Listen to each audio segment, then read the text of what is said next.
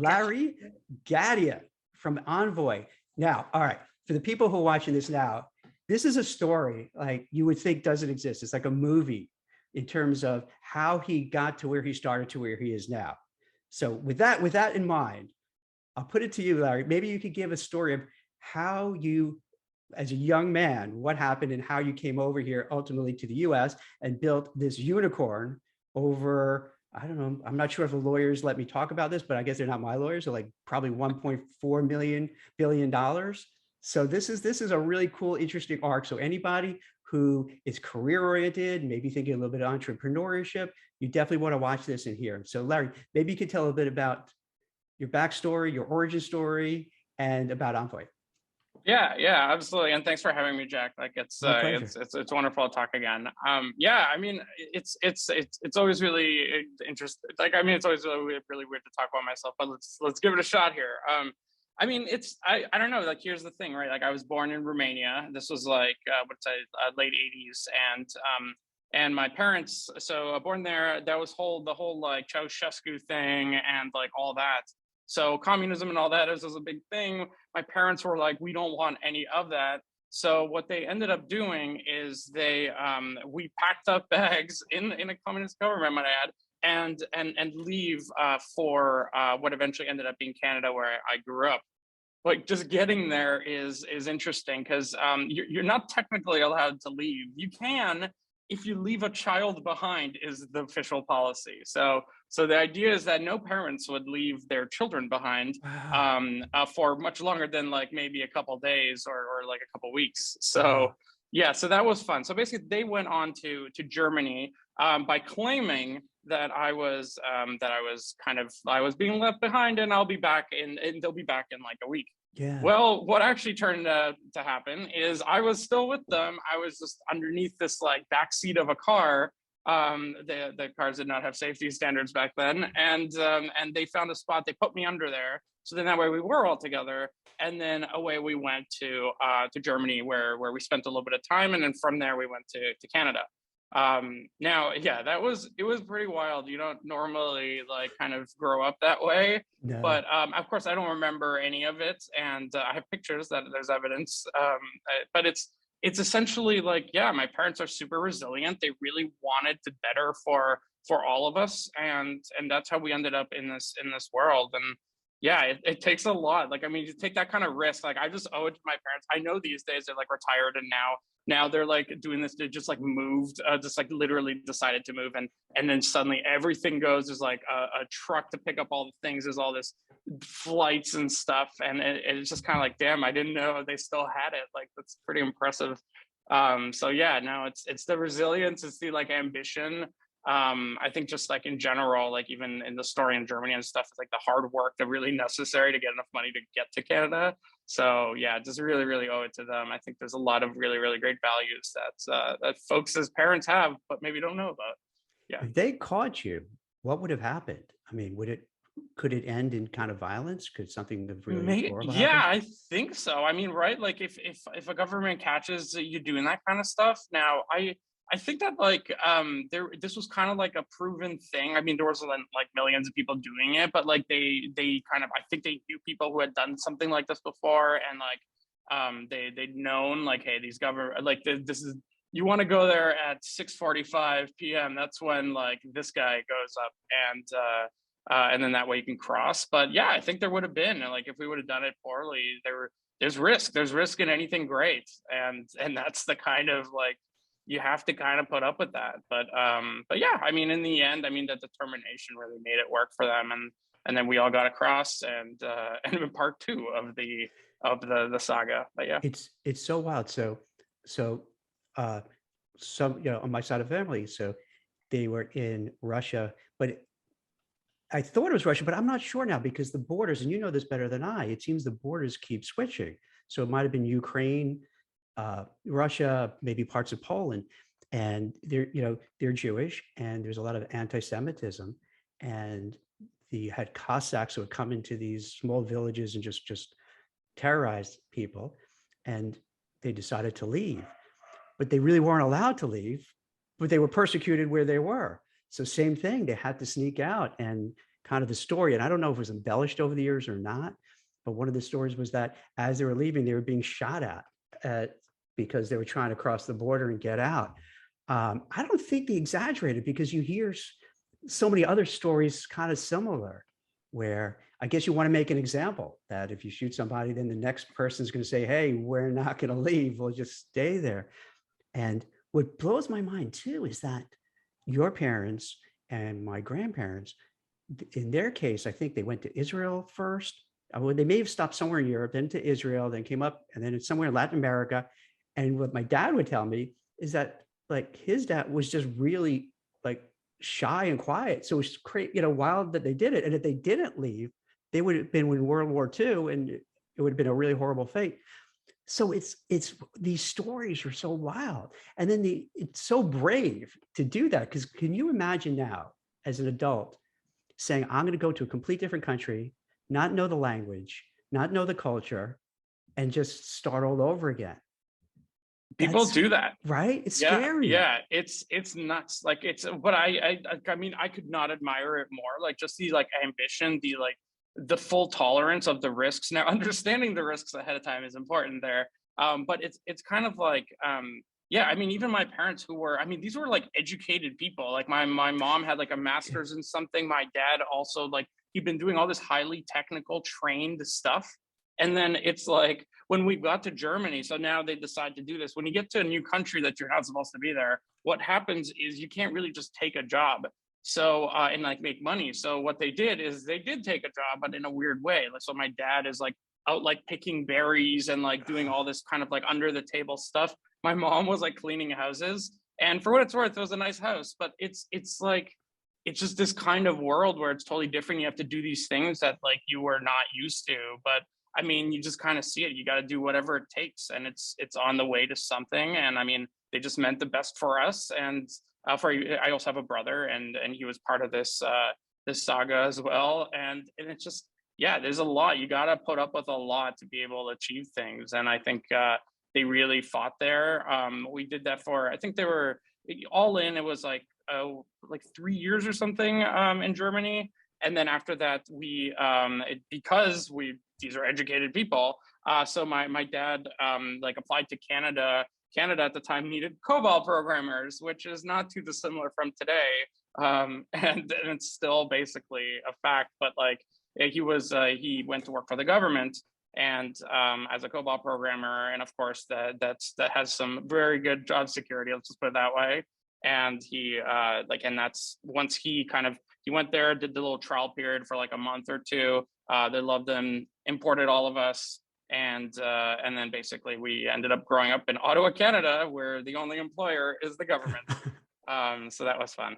Yeah, it's what I wonder too. Like here in the U.S., where so many immigrants here are successful, and I wonder if it's because there was such an ordeal to get away from where they were, and you have to have a lot of inner strength and determination to say, hey, I'm going to go somewhere new, start over. I'm highly educated, but now I'm cleaning houses or picking berries.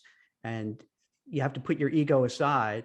And then I think once you come here to whether Canada or England or the US, you're like, you know what?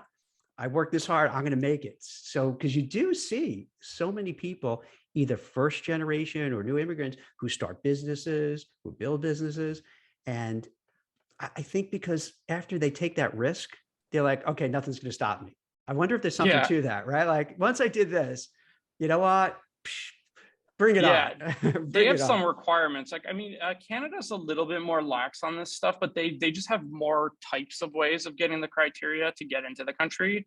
The US is just like flat out extremely aggressive in their demands from people. Like, I mean, literally there's some visas when I ended up coming in, like I came on this visa that's like equivalent to like a Nobel Prize winner. Now, let me be very clear. I am no Nobel Prize winner, but like Yeah. these are, you have to literally have these requirements, like this list of like 8 or 9 things that like you have to have been published in like 7 different journals, and you have to include them. And it's this list. So it's kind of like, it's a little bit of like a selection bias, I guess, where the reason a lot of these immigrants are just like doing like pretty hot is just they had these absurd amounts of requirements to get into the country. Now, for better or for worse, I could see pros and cons to that, of course, but it's just like a lot of the time these people fought, and it's like if they get in, you have not seen the history of like what they had to go through. So I guess it's good, but it's also, yeah, I mean, it's, yeah, there's a lot to it, that's for sure. But it's not a, but there's a lot of other really great people though that don't get that opportunity, and it's a balance always. But I think with any kind of perseverance and like nonstop trying of anything, like they will achieve it. As egregious as those border interviews are. Yeah, I don't mean to be too forward, but because of the adversity that your parents had to endure, did you feel any pressure as a young, growing up that, okay, I have to achieve, they did all this for me and my brother. I can't, was there any of that or? I think it kind of like when people are like born into something, they don't really realize it. Like Yeah, it's a, like my parents have always been working really hard. They don't like shy away from that. They're never like, laziness is like, they, I mean, just culturally where they're from, it's kind of like if somebody's lazy, like they get called out on it like very aggressively. yeah. So I mean, it just goes back to like hard work, right? So it's just kind of like it's built in. You don't really realize it. And then kind of just one of the biggest things I value, of course, is going to be hard work. This includes everyone, including myself. Like it's just now being an engineer, there's like this interesting combo of you wanna do really good things, but you also are a little bit lazy in that you like don't want to just have everything done for you. Like, but you want machines to do it. So it's kind of like you spend like hours and hours and hours to automate something that's going to take like that like you could have done in just like the 20 minutes. But there's something about building a machine that's like replicable and predictable and scalable. And I don't know, at the end of the day, like there's this weird version of you just don't want to repeat the same menial thing over and over. So it's interesting. So your dad was not a technology guy, so I guess maybe passed it on to you, so how to start? You worked at Google a little bit, and then Twitter before Yeah, founding Envoy. yeah, exactly. That's so basically, yeah, I mean, okay, so I was in Canada. There's all this, like, I mean, that's where I grew up and I went to school there and that kind of thing. Now, of course, with the wondrousness of the internet, you can be anywhere in the world. And really what helped at the time was really just like learning about new technologies, learning about different things that you can kind of use a computer for and how to scale it and that kind of thing. So I ended up building this like plugin for this Google product, 2005 we're talking about here. And it's like it was this thing called Google Desktop Search. You could basically find files on your computer. I love that. Much They like, did away with it, oh really? right? I Yeah, love that. they did. There was like some competition stuff too, but Yeah, then it's like Microsoft got into it with their little sidebar yeah. on Windows 7 at the time, which is exciting. But it's kind of like, so that there was that, and kind of what and the reason that was really powerful for at least my story was so I'd like, okay, other story here, but like I'd gone into a game and like it's kind of like working around copyright protection Mhm. on games and on like different software. You can like reverse engineer them to make them do things that they weren't supposed to.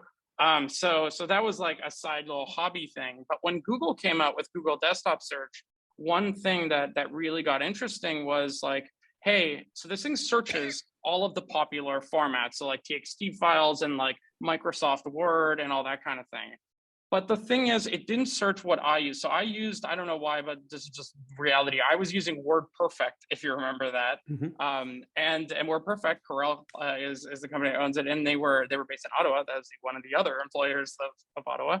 And the thing about WordPerfect is like it wasn't supported in this software. So I was like, well, you know what? I want to use the Google thing because I really liked Google at the time and still do. And it's like it's this really great I wanted to use it.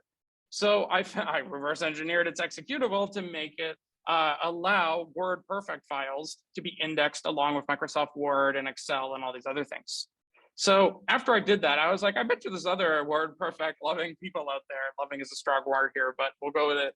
And what happened is it just like when I put it up online, it just blew up overnight. All these different kind of like what it turns out that there's a bunch of lawyers that were required to have during like in like court cases where there's like the person typing on the computer. All those transcripts, it was required by law to use WordPerfect to transcribe everything.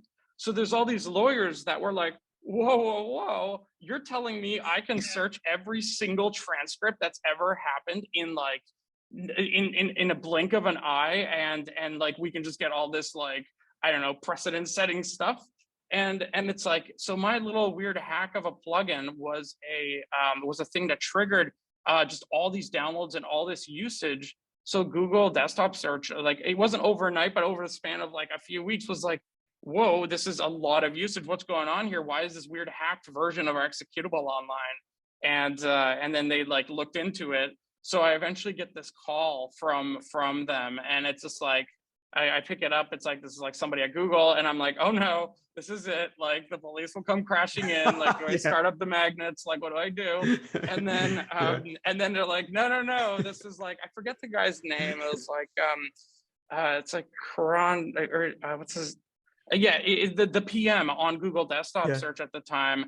He was like Nikhil Batla, that was his name. And then he's like, no, we're really excited. The real question is, why are you doing this as a weird hack job on your own at home? Like, why don't you just come work with us here and build this properly? Like, we would love to have it. Well, how much was your mind blown when that happened, when you said that? Like, were you like, well, I was very happy. I could like turn off the magnets, and I didn't have to panic and like start packing my stuff and running. But it was like, I mean, it was obviously, I mean, at the time. Okay, so part of the story here is that, so I went through the interview process. Of course, I was really blown away, really excited. I went through the interview process. I ended up getting an offer, but I don't know, something went wrong in the interview process where they didn't ask, hey, so like, where do you live, and like, what kind of visas do you need, and also like, how old are you? So I was 17 at the time, and so I didn't know that. So when they gave me the offer and they're like, when can you start? I was like, well, I don't know. I need to graduate first. And then I think then Canada lets me escape, and then I can come to the US. The US, of course, won't import me either, given that it's like not 18. So so then they're like, whoa, oh no. And then they looked it up, and it's like, oh geez, okay, are we gonna need visas? Also, wait a second, you're telling us you don't have a university degree. And I'm like, I got accepted at a university. I'm gonna be going. It's gonna be great. So you're a high school kid. So this is at the time. High school. Yeah. So there was this like very interesting thing. So what we ended up doing is I was like training in the US as like an intern. It was like a 2-month thing at first, and then I got the bright idea to ask my boss's boss, hey, this was really fun. Can I continue doing like documentation and this kind of thing while I'm back in Canada? And if there's one thing anybody will ever say yes to without even thinking about it, is somebody volunteering to write documentation for software.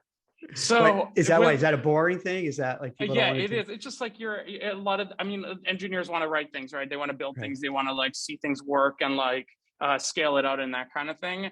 Writing the documentation is not exactly very flashy. But you're a 17-year-old kid. It's Google. So I'll do it. That's the thing. The younger people are, the more excited they are about like really, really mundane things. So it's kind of like, I was really excited about it. I'm sure your friends were like working at Burger King or something. So you're like, hey, I'm going to do this. This is cool. But now they can get started with desktop search plugins. It's going to be great. Well, so that's the thing. So I would write tutorials. And of course, being like younger at age, I wanted, like, I liked colors, I liked pictures. And like, we had all these, like, so there'd be all these step-by-step tutorials that were like, I spent a lot of time cropping screenshots and making sure exactly the right thing is in frame. And I mean, people learning the platform really liked seeing that stuff too. So it's just kind of what it turned into, was this world where, they had this kid that like knew the product, had proven that they knew the product, and had spent time with them there in what is it, 2005. You should have seen me at the time. It was really great. I was later told I was the second youngest kid that had ever worked at Google, which was exciting. I tried to meet the first one, but there was I could never find out how that guy beat me to it. But regardless, it turned into a thing where now it got renewed to like I could work from home while I was in Canada, or while I was getting my university degree, which is uncommon back in 2015. Working remotely, that was not really a thing. Yeah, it wasn't. I mean, I have this whole view on like hybrid work in the future and that kind of thing. And it's a little bit like, it's like, hey guys, we've been doing this for like literally like years. here before. Like, it's not like work from home is some like new novel concept for a lot of the companies around here. Like, even before the pandemic, people were doing like 3 days or like that kind of thing. And they're like, it takes a lot of focus to like build something great. And like, you can't do it with people throwing stuff around you. So it's kind of like, you will take the day at home and just really focus on stuff. But regardless, I did that from home while doing class. So it was, I think we started at like, it was 40 hours on the first year. And then I had to bring it down to like 30 hours a week. And then I think we like stabilized at like 25 to 30 hours a week, doing the work, like full-time work, while I also was doing school. So that was fun. And then when I graduated, after 4 years of this, it was like, all right, cool. I feel like I've had a career at this point. And then I was kind of like, I mean, I'd always, known I'd wanted to take like more risks and I'd be like, try something even bigger, even greater, all that kind of stuff. So at the time, Twitter, this little small bird company, was growing a lot. And though I massively respected Facebook, I kind of liked the underdog there. And I was like, no, I gotta like see what I can do and help these folks. Now, of course, in the end, it was them helping me in terms of understanding what the world really is and how chaotic things can get. But you just learn so much by going to a smaller company. And as it grew from it was like 40 people when I joined in 2009 to 1,500 people by the 3 years later when I ended up leaving to start Envoy. So it's that's some growth right there. Yeah, that's for sure. You don't get to know everyone's name by that point. And that's when you started writing the code, right? Because these people were coming in and you were just kind of interested, if I recall, like, who are these people? What's happening? Are they employees? Are they visitors? Is that the impetus? Yeah. Well, so that's the thing, right? Like at Google, like even in 2005, like we were tens of thousands of people. It was growing a lot. But like what happened is Google, so Google has this like not in-house kind of thing where they want to just build everything themselves. They do this because it's kind of like, hey, we want the best. And like, I don't know, there's like there's an undertone of like, we're better than everyone, which for what it's worth is kind of an exciting environment to be part of. When you don't question that and you're just like in the bubble and you're like, yeah, we are the best.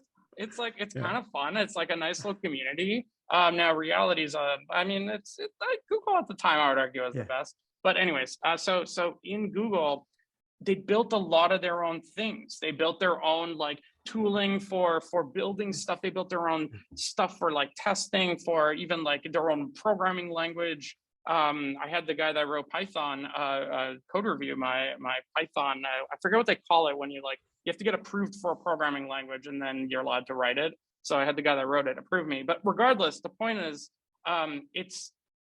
we built all these tools, including visitor sign-in things, including meeting room stuff, including mapping by using like an interface, including even like deliveries, and like there's the shuttle schedule that they had. There is these like it was like what's on in the food schedule, and like it's very interesting because these problems are all things that Google employees internally decided to build on their own and like solve on their own.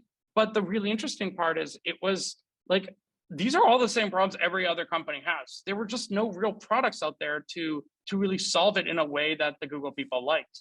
So in the end, what happened is when I joined Twitter and I noticed that, oh no, there's all these like, literally there's random people coming into the office and just walking around, and there was no way to know who's who or anything like that. There's meeting rooms that were booked, no one's in there, but you needed one. We only had like 3 meeting rooms.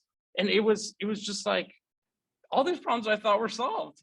And when I started looking into it, they weren't. They were just solved at Google. And it turns out they were solved at Apple, at Facebook, at like as the companies kind of grew, it was like these products were just being built. It's very similar products independently being built by these companies internally inside of them. And it got me thinking that like, I bet you if we built a company that only built these kinds of tools, that it would be something. And it's essentially the premise that started Envoy. And yeah, we started with a visitor system that grew because people used it. They kind of had to, and like they saw that, they're like, oh, this isn't absolutely terrible like everything else that they're used to for kind of workplace products. And they were like, this is great, let's bring it to our own office. And through that growth, we've gone into something like 15,000 offices that use it on a daily basis. And over time now it's been like, we have that visitors product, we have all these, like, there's like a deliveries product that like notifies people when packages arrive. There's a meeting rooms product to make sure that rooms aren't booked and no one's in there. There's like a desking product that we launched during the pandemic, and it's just like, ooh, it just keeps going, and we just keep on launching more things. And Wow. it's proven product market fit. My argument to the team, and it's always really hard because you can't tell people that, like, trust me, it'll be fine and everything will totally work. But it's just, these products are absolutely proven, and there's a list of 100 more that I can literally just like type up, because these companies built things independently for themselves. So you have to assume that these are universal Wait, problems that can I just people, yeah. interject for a sec? 'Cause Yeah, sorry.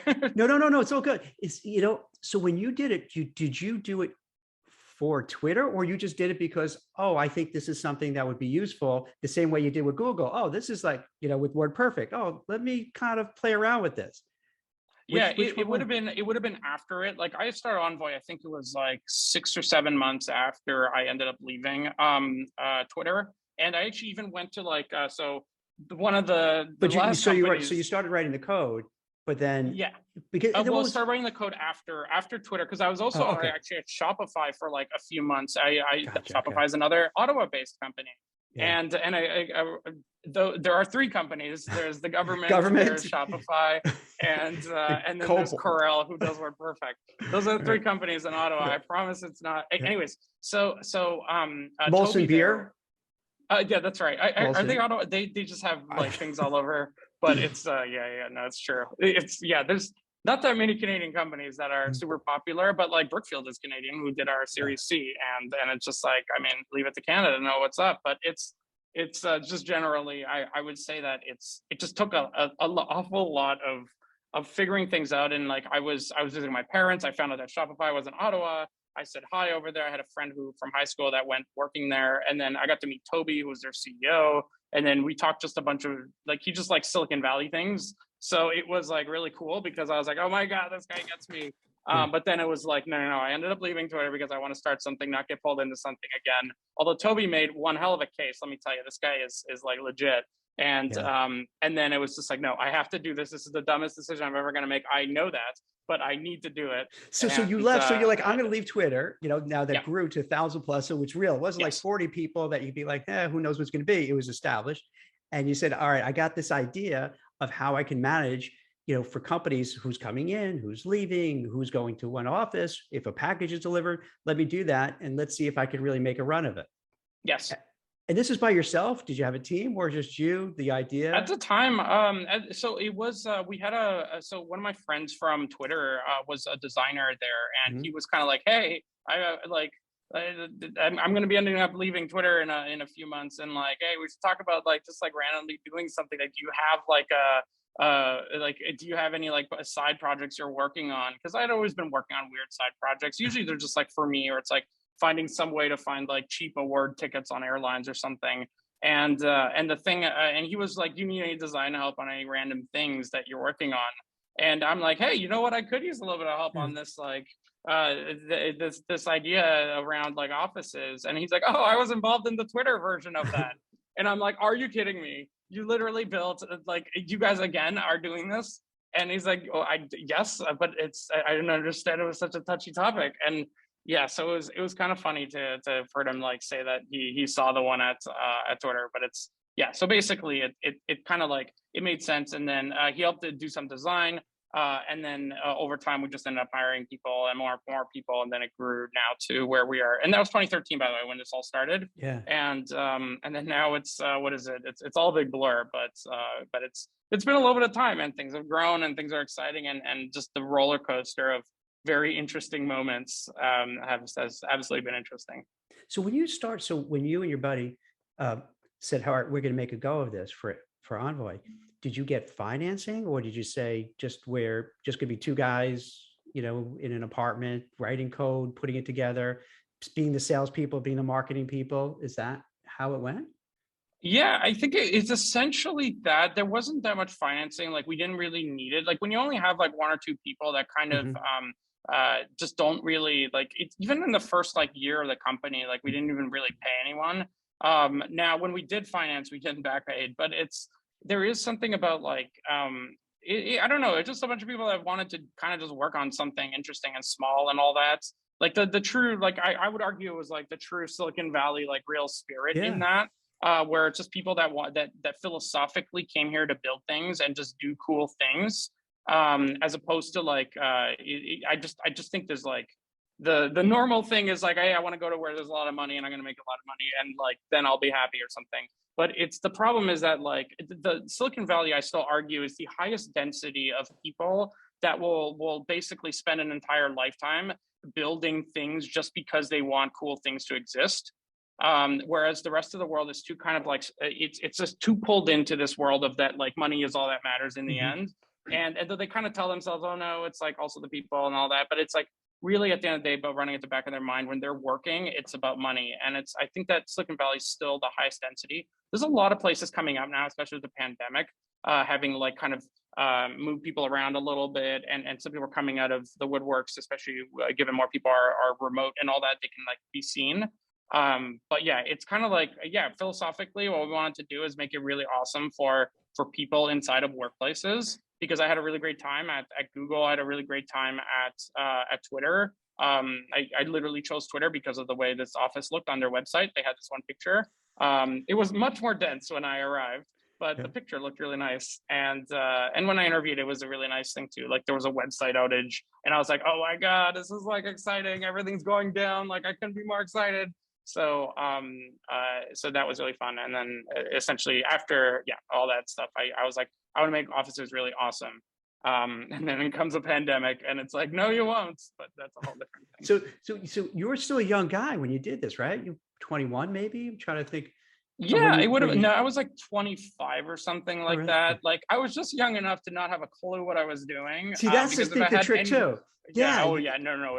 It's mandatory. The reason you have all these like 25-year-olds or whatever starting these companies is because they literally do not know better. Yeah. If they knew, if they only knew just the horrors that happen and like just like. It's not, there's a reason the majority of people don't start companies, and it's not because like they didn't think of it. It's just like there's a lot like organizing. Like today we're what, like 280 people or something, and it's a lot of people. They're all super wonderful, and it's like amazing to work with them. But it's like for us to be at even like what I consider just an amazingly stable, like where there's rules about things. We have like a comp process. We have like there's like projects that don't change every single like day.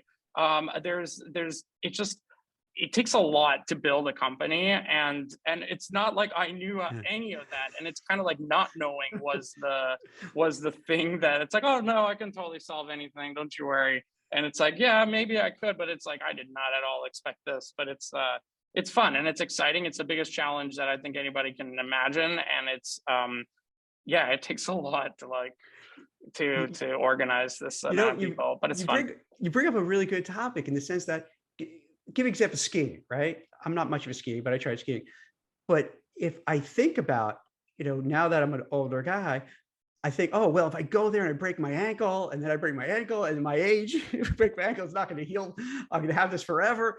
And then you can't really enjoy going skiing because you think about, but when I was like, 17, 18, 19, 20, I think indestructible. Like I'm not going to die. Nothing's going to happen. Yeah, it won't happen to me. Yeah, it's not going to happen. You don't even think about it. It's not even an option. But then as you get older, you think of all those different permutations, what could go wrong. And it kind of, then you self-censor thinking about it. So that's a good point that you've raised. So maybe when you're young, that's the best time because you're not burdened with all the realities of what go wrong. Go wrong. I don't know what the word is here. It's like the naivete or like whatever it is, but like the ignorance is another way of putting it. Ignorance is bliss. Ignorance is bliss. That's it. It's kind of nice. Like you don't know that you're going to have to deal with all this. If I knew it, if I would start, like, oh my God, I don't even know that how I would. Yeah, that's a whole different story. But I would just say that it's very, so that's what attracts a lot of people, like not knowing the thing you're going to go through. It also, like, a lot of companies don't make it too. So like, don't get me wrong. Like it's also very, very, very hard. And like, I mean, our company, like, we went up to like some amount of employees, down back to one, and then like, oh, we're going back down to one again. Oh, we totally got it this time, 10 people. How could this possibly? like, oh no, they're all leaving. I like said this horrible thing that I absolutely didn't mean that way, but oh boy, I can imagine how they interpreted that. All right, we're back down to one again. And then it's just like, it takes some time. And it's like, ask me at the time, I certainly wouldn't have been nearly as jolly about it, knowing where it ended up so far. But it's, I mean, it's not the end. We could, but I think it's like at this point, we're gonna have different types of problems. So it's, yeah, it's really exciting, and it's just like, yeah, no, having been through it is kind of fun. I still have most of my hair, which is nice, and it's so that's good. But it's, yeah, I don't know. It's just a big challenge. I mean, at the end of the day, you just have to really believe in what you're doing, and you have to just like be like just insanely. I don't know if stubborn's the right word, but like there's a word for this where it's like you're stubborn, but like it doesn't have to be as negative as stubborn normally is associated with. So does your mind get blown when you go into the office and there are 200 something people and you're like, I'm like I'm just a coder guy. Like, what's up? And I got to worry about HR. I got to worry about legal. I got to worry about, marketing. Is that, or do you just disassociate yourself from that and you have, the head of HR, head of, general counsel, and you're still just doing what you do best, which is kind of the engineering thing? It's so it's complicated. Yes, you will always have like, okay, so there will always be people that are much better than you at individual things, and that is the kinds of people like, and those people oftentimes have no interest in doing what you do. They just want to like, because they see what the other departments do and they see all the like things they're dealing with, and they're just like, oh my god, I would never want to deal with that. And it's, I'm pretty sure during the pandemic, literally exactly 0 people wanted to be in my position of having to deal with a pandemic for a company that builds literally office place products. But it's kind of like, so you get these experts, these people that really love what they do, and they're the leaders that actually know how to do the thing. And then now remember, there's still like the whole like the problem of the like not knowing what you don't know. So I'm kind of like, oh yeah, no, we totally like we should do this thing in somebody's department, and they're like, no, we shouldn't. This is a terrible idea. But it's kind of like you don't know that it's wrong. So I think over time, it's just you realize that you need experts in what they do, because those are the true leaders. They've been in companies their entire career. They know kind of how the companies work and the different problems and stuff that can happen, especially with people. Like I think like people are awesome. The problem is that like it's just like 200 something people that need things is like you can't focus on any one person. So you have to do your absolute best to make sure you create systems, and you are insanely aggressive about making sure it's a fair system. Companies kind of start screwing up when they start making it's way easier to operate a company full of exceptions that are kind of like whenever something's hard, you make a one-off exception for the one person that's complaining so the problem goes away. But it's you can't scale that, and so it naturally limits companies to a certain size. So of course, me being an engineer always wants things to scale and all that kind of thing. Over time, like we just end up building systems for stuff that are aggressively what's the word here? Systems of aggressive fairness. So it's so that's been really good, but it definitely is a lot harder to operate a company where people are just like all in a system that's like very provably fair. But do you rely upon, I know you've raised a lot of money through venture capitalists, are they a resource that you could turn to, or they would turn to you and say, hey, if you're having challenges like in this, in the legal area, hey, we could recommend a good law firm, or if you're having trouble with this, is that what happens? Yeah. Absolutely. So like Andreessen Horowitz was one of the first like institutionals to really just be like, yeah, this is it. Like you guys are going to be awesome. And they just put a ton of money into us. This was 2015. And Andreessen Horowitz in particular has all these different like programs. They got like people that help you with hiring. They got people that will help you with HR. They got people that will help you with like getting customers. They had these EVCs where they'd bring in these like top companies and you would literally pitch your products and stuff to them. So that was really nice in that like it really they really help you kind of like through the weird parts of a company where you don't know these things. And so our partner Andrew Chen, they're extremely helpful in us as we like went through all that, and like it's been with us now for years. And then when we did our Series B, Matt Murphy from Menlo, just absolutely like literally, if there's like a problem, like I'll call him as opposed to necessarily like it's like no, the board only gets happy news. There's kind of like the advice I normally get is like the board only gets happy news. but it's also kind of like, I don't think most people have, you have to have a really good relationship with your board members, because they'll just be like, when they're not used to getting like the real deal from everyone. And it's kind of like when you are that different one, but you show that like you care about whatever metric isn't good or is or whatever, the conversation changes from like whatever kind of skepticism to like, how can I actually help? And yeah, we built a really, really strong relationship. Now, Josh from Brookfield as well, just like, these are like really good-hearted people that just want to actually talk about companies and want to help. But it's like, you got to like kind of give them the full story. They can't help if you only tell them everything's great while everything's crashing in. And I mean, there's always a form of crashing in companies, but like, it's never as bad as like kind of, yeah, I think it's just like, yeah, this is a weird analogy, but this is what I think happened with Russia right now. I think everyone is scared of Putin. So when, I don't know if you saw the videos where he had all his like Secret Service type of people coming in front of him, and you could tell they were nervous. So they were just saying to him what they wanted to hear. And I got a feeling they just said, oh yeah, we'll go into Ukraine and be done in 2 days.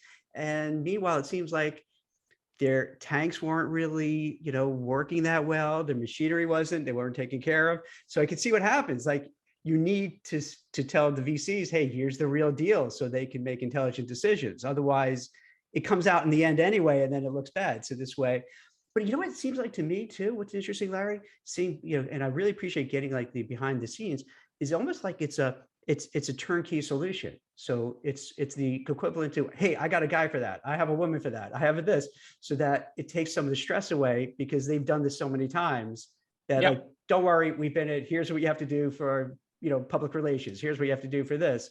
So that seems a great help. I'm curious about this as a side note, and this is not your company, just a general.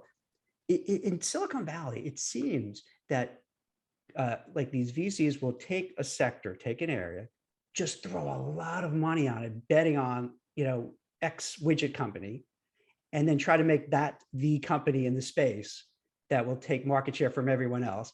And then they do it again and again and again. Is that's kind of just a feel from the outside. Is that kind of just, and I'm not saying it's wrong or bad, it just, is that kind of how it plays out? Yeah, I mean, I would say that whenever there's a really good idea, there's going to be a lot of people doing it, and it's kind of like, if it's a good idea, it's going to grow. So if a VC was trying to invest in you and you chose the other guy, the one that was trying to invest in you is going to be like, all right, who else is doing that idea? Because I'm really excited about what that company just pitched me. And then they're going to find another company that's very similar that does it, and then you kind of get this thing. I mean, we saw it in, there's so many industries and things where this happened. Like, I mean, the Uber and Lyft thing. Now we got all this crypto stuff and like all these NFTs, and it's just like, yeah, I mean, if it's a hot thing that people are showing that they like, and it's growing and all that kind of stuff, yeah, you're gonna have people invest money into it. Yeah, it's cool though. Like, okay, I want to be clear though. This is not normal. Like, you don't just have people throw tons of money at new things. Usually, like, typical investment would be done in provable, like highly safe, like totally deterministic, like safe things. And it's like, this is so I just want to like reiterate how interesting it is that yes, they will put all this money into this like hot new thing that is totally risky and that is totally unproven, and that actually goes against a lot of regulations. That's my mind from an outsider perspective, outside of that whole ecosystem. It blows my mind when you see how much money is raised for companies where you're like, the business model is whatever. But even now, like places like Uber, I don't think they're profitable. So, and they're burning, I don't know the numbers, but millions each month. And I'm like, how, like, if I did that in my business, I'd be out of business. I couldn't burn through millions. Well, they could just tell a really good story about like, well, you know what, if we wanted to be profitable, we could, but would you like to sacrifice growth? Oh, you don't? Oh, that's great. Wonderful. We will take that $100 million check. I mean, all the companies play this game, and there's a bit of it. It's just like, I think it's just at the end of the day, you do have to make a conscious decision about, if you don't grow fast enough, your competitors will. Yeah. So it's kind of like, I understand the whole like no VC movement. Like, this is like, they're very interesting movements, by the way, just in general in the world. But one of them is like no VC, or like, no, I'm proud I didn't take any kind of investment from outside. And it's like, I can understand the idea there. It's like, hey, super merit-based, they spent a lot of time. It's like, people use it because they used it before or something, or their friends use it and they say good things. But it's also kind of like, the moment your competitors start building the same thing and they do get $100 million loaded into their bank account, you're kind of like, well, okay, I guess I'm just not any, I guess we have no chance of being the best anymore. Yeah. And then you get into this really annoying cycle of not only let's just say you have the best product, you now have this inferior product that has gotten all this cash, and you're kind of like, okay, your high horse has long left you. You are now kind of like, okay, well, I guess we're still no VC, but like there's all this, like your competitor with an inferior product is just destroying you out of not even merit. And then you're kind of like, oh man. So it's kind of like, I understand it for the lifestyle business or the, like, I think that's like a meme now, you're supposed to call it something else, but it's like, I understand it for people that just kind of want to build something and want to have fun in the process. But I don't know, there's weirdos like myself. We want to be the best and we want to like the maximum challenge and like nothing is ever good enough. And it's like, I think that's like a really exciting, that really brings a lot of purpose to at least myself and everybody else. So it's there's something about winning and wanting to win. And it's like, yeah, you got to do some crazy things and you got to take on a lot of investments. Hopefully you do it on good terms and you do it with people that are going to be supportive in your board meetings. But it's there's just a lot to it. It's it's fun. I love it's this. Yeah. I love that you're so open and talking about it, because so many people, like myself included, you read, you watch, but you're not sure really what's going on. So it's not only hearing your career arc, your whole story, but then kind of like the insider, this is how it works. So I think a lot of people, again, like myself, like you always want to have like what goes on behind the scenes. So it kind of is very illuminating. But also I want to do is take a step back, because you're a nice guy and a modest guy, and I know you don't want to kind of, be like this promoter for your company, but I'm a shameless promoter kind of guy, so it's okay.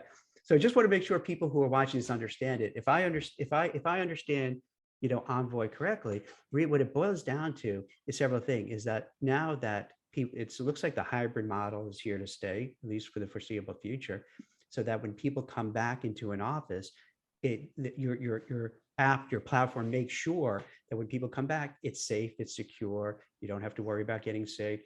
They have it, designed so that, there's distance and so forth. But then whether you have a package, it could help with a package, who's coming into the office, who's leaving the office, who should be there. Is that kind of how it works? Yeah. I mean, that's essentially it. So we're a company with a bunch of people that care about workplaces, and we care about the experience inside of workplaces, and we care that people really enjoy their time there. Like, I think there's a lot of community building and a lot of like just really positive things that can happen in workplaces. And it's not like either I work from the bedroom for life or I'm in the world's worst office where like I have cubicles everywhere and I hate everything. So there's the middle ground is actually way more common, which is that like people want some time at home, they want some time at the office, they want to like meet others. And this is like the whole concept. The concept is we are building software for workplaces to make them just better places for everyone in them. And it's not just the employees, but the visitors, the contractors, everybody coming in. And it's software designed for consumers, software designed for like people to actually want to use and learn more about their people. Like there's stuff like mapping in there. You can see where people sit. You can like invite people to come in. You can find out when your friends are coming in. You can like literally put a star beside them and get notified. This is what like, I that's hear. the kind of stuff. Because this is what I hear, Larry. I hear from people who'll say, hey, I'm in a hybrid. I come in, let's say Monday, Tuesday, and Wednesday.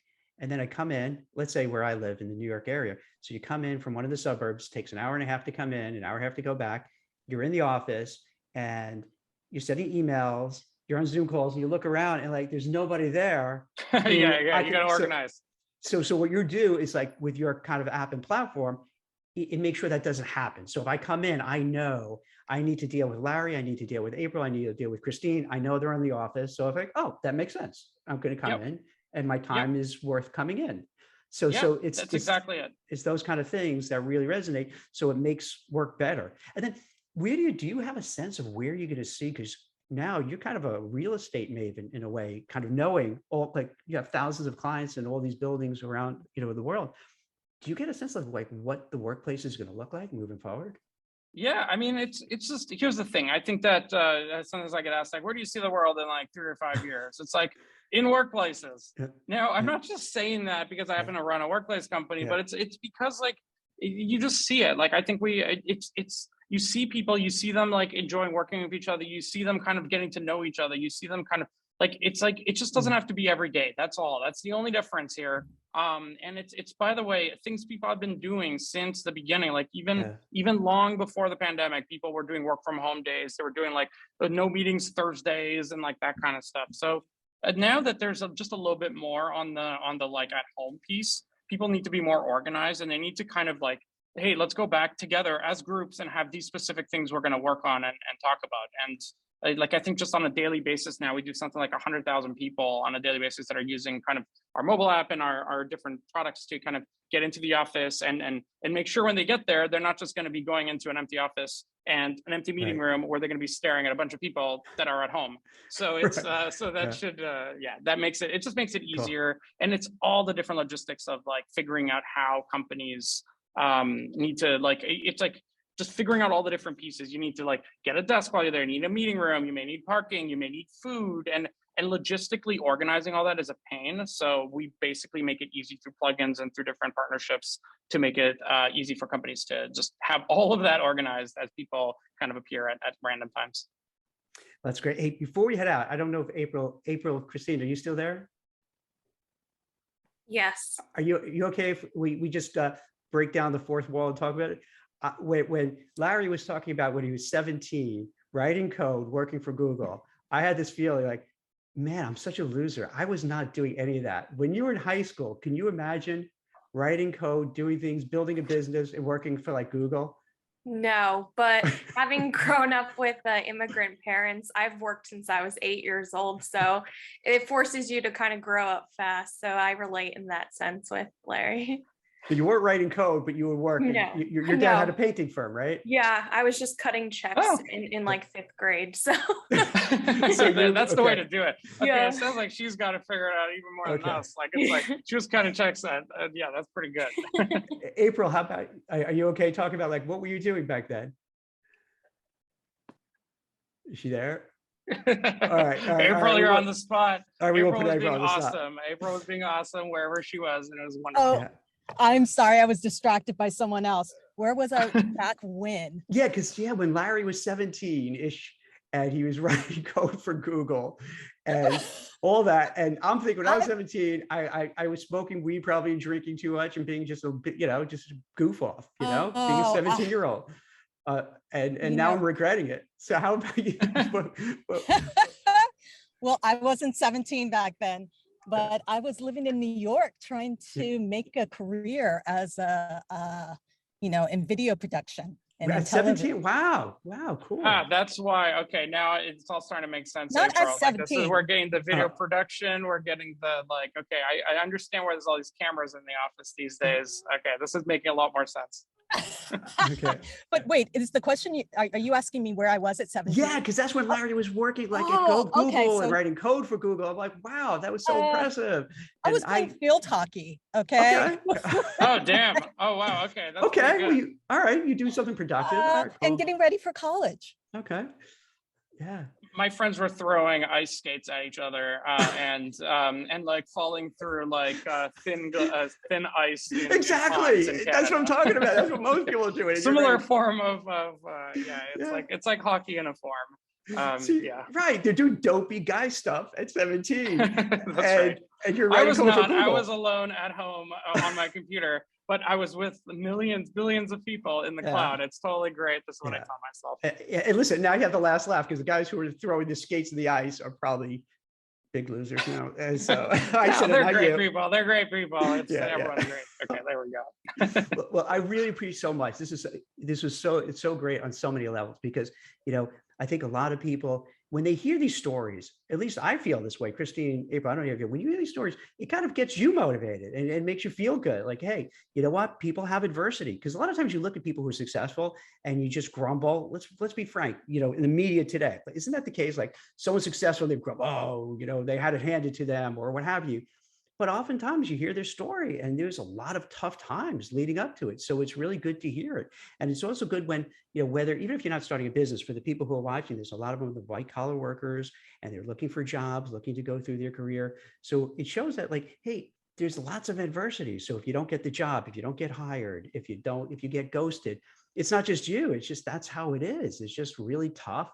and a lot of challenges. And usually you see the people like Larry here after he succeeded, but you didn't, but if you didn't tell the backstory, you wouldn't know, gosh, there was a lot of heartache, a lot of stress, a lot of time, a lot of aggravation, a lot of, parents gave up a whole lot, took a lot of risks to make it happen. So that I think these kind of stories are really empowering. And I think it makes people feel good that they say, hey, you know what? I'll give you an example. Like one of the reasons I started my search firm, because I met a guy who's super nice, super awesome. And I was like, wow, if he could do it, I can do it. And I think the people say, hey, you know what? Larry seems like a nice, normal, together guy. And if he could do this and build something, well, I should at least try myself. So I think this is one of the things I personally really love about doing this, because it shares these stories, and I hope it impacts people and makes them say, hey, you know what, whether they want to start a business, whether they say, I was going to go for that new job. Now I feel I'm going to do it. I'm going to go for it. I have a bad boss, jerky boss. I'm going to do better, or I'm going to go back to school and learn something new so I can go forward. So these are the kind of stories I think we need to hear more of. And I really do. Seriously, I appreciate you're so open and honest and sharing it. That was great. And I think a lot of people are going to love hearing this.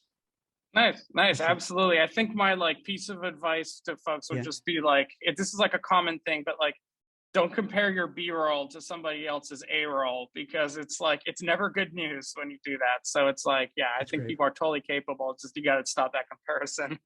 Excellent. Nice. So thank you so much, Larry. It was great. April, Christine, thanks for getting everything all set up. And for everybody, thanks for watching. What we'll do is we're going to edit it. We'll bring it back again. And so this way, you didn't catch the whole thing. You can watch it, listen to it. So thank you very much, everyone. Nice. Thank you. You're welcome. Bye-bye.